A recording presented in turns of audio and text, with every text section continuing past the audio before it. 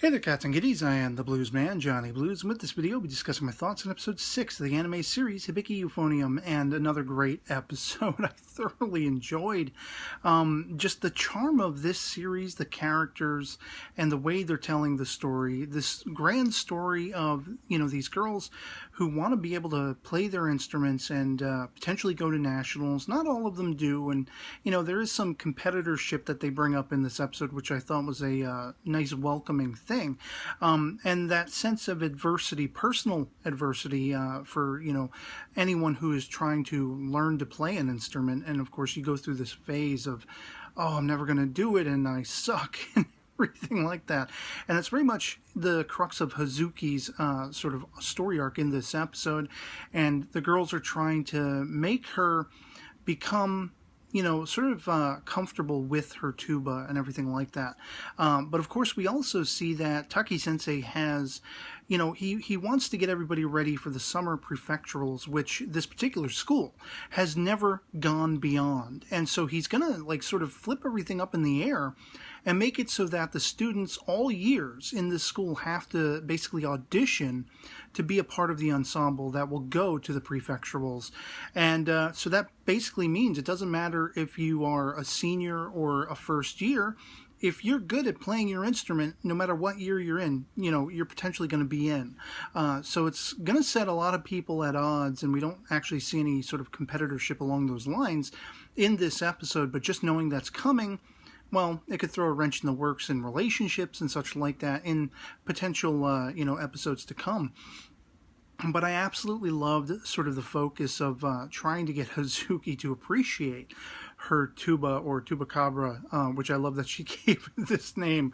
And she actually puts it together wrong or what have you. She hasn't really learned the maintenance cycle of the instrument. She has to be taught and everything. And she's just feeling very lackluster about this particular instrument, even with Asuka there, her senpai trying to get her to appreciate it and give her words of wisdom and everything. There isn't any sort of encouragement, though, and that's largely what they spend most of the time going around doing, trying to talk to people, what makes you appreciate the tuba, and they don't really get a lot of supportive words, and there's even one point where it's just kind of incredulous watching this scene play out, and hilarious, by the way. Asuka decides to dress Kumiko up as, Tuba-chan or whatever it is. And she points to the fact that she has a keychain ornament of this particular character because they don't make a euphonium in the series. And I like how Asuka's like, no respect for the, euphonium even now. But it completely and illustriously fails. I mean...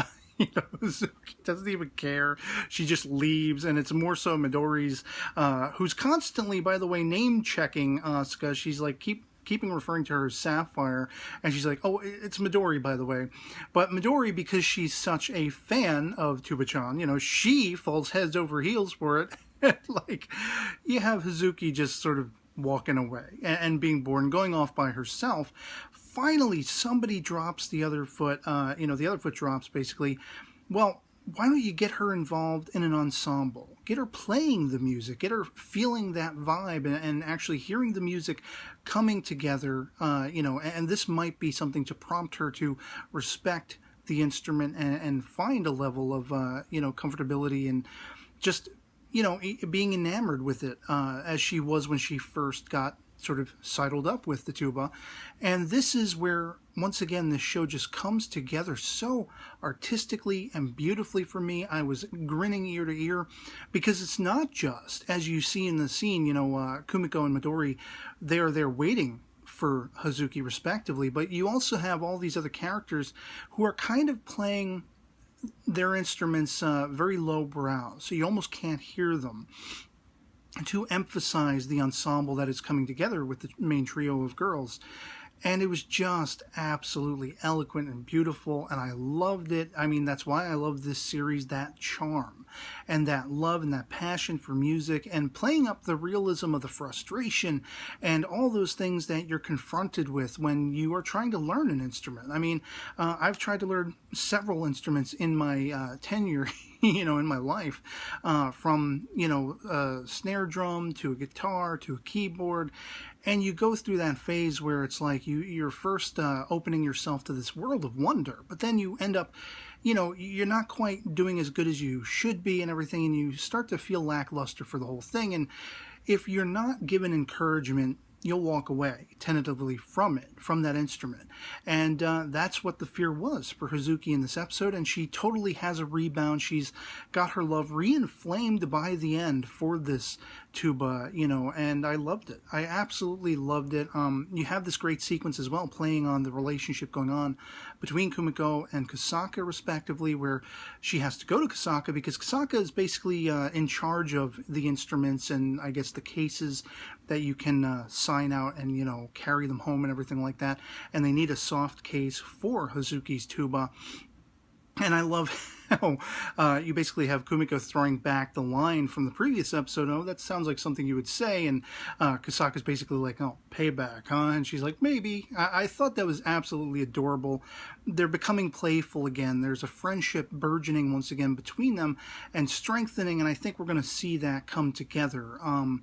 I don't know if it's going to come together in time for the prefecturals or if this is going to be something that, as I say, causes a division between characters, but it would be awesome to see sort of the main characters of this series come together for that, and I'm really hoping they blow the roof off. I would hate to see them, strive and come so far and then just falter. Now, I don't know if this is going to lead all the way to the nationals and whether that's going to end up being a success or not.